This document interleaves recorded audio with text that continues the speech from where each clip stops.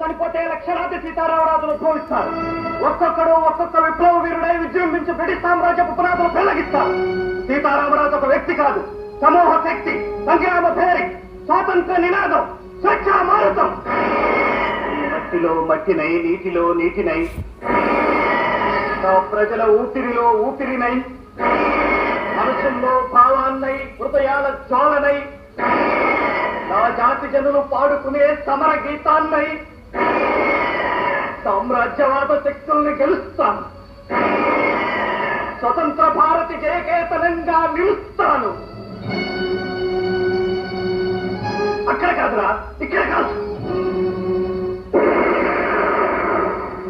Vande Mataram, Vande Mataram, Vande